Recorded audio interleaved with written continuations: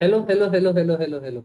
Welcome to our next IND AS, that is your IND AS 41, which is your agriculture. First, let's understand what is the scope of this IND AS. So, first of all, it includes your biological assets related to agriculture activity. Now, this includes your cows, sheep, bull, etc. etc. Second is your agriculture produce at the point of harvest.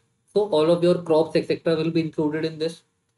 Third is your government grant for assets covered under IND AS 41. So if either of these three assets, and if you get a government grant for it, so any government grant that you receive for assets under IND AS 21 will be covered.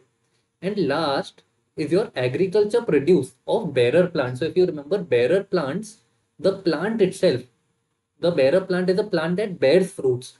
That comes under IND AS 16, that is your property plant equipment. But the fruits that it bears, this will be covered under IND AS 41, that is your agriculture. So say for example a mango tree, the tree will come under 16, that is your property plant equipment, and your mango will come under IND AS 41 because it is the agriculture produce of a bearer plant. Coming to your next part, what is an agriculture activity? So when we say agricultural activity, we mean two.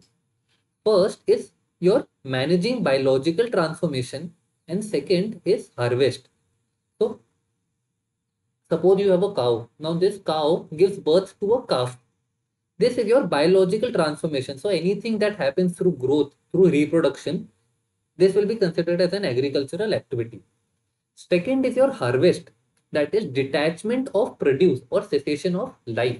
So plucking of mango from the mango tree will be a harvest. Or if you slaughter an animal, that is your cessation of life, that is also considered under agricultural activity. Next is how do you measure? What will be the measurement? Your measurement will be fair value minus your cost to sell. Fair value of the agriculture produce minus whatever cost you will have to undertake to sell this asset.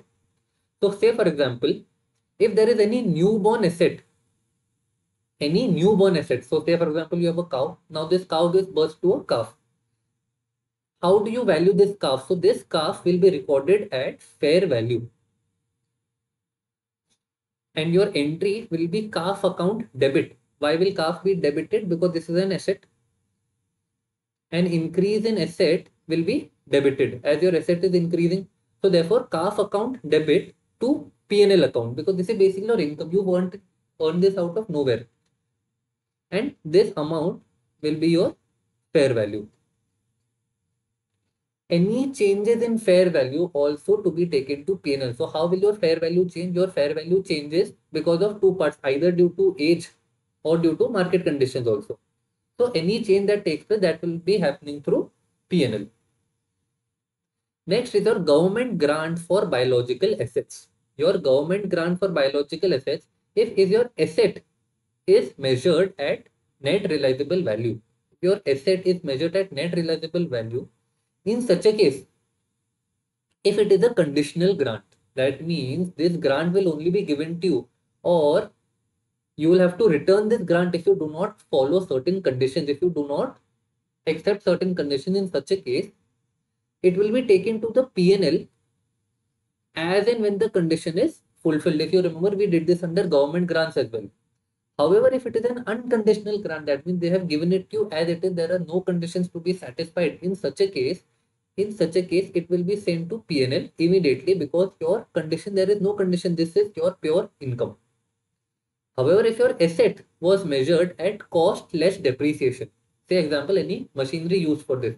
So if your asset was used at cost less depreciation, in such a case, it will be deferred in the ratio of depreciation. If your depreciation rate is, say for example, 10% SLM basis, then your government grant will also be transferred to P&L. Every year only 10% of the government grant will be sent to P&L. And with this, I suppose we are done with this chapter, and I will see you in the next one. That is a little longer one, IND AS 115, revenue from contracts.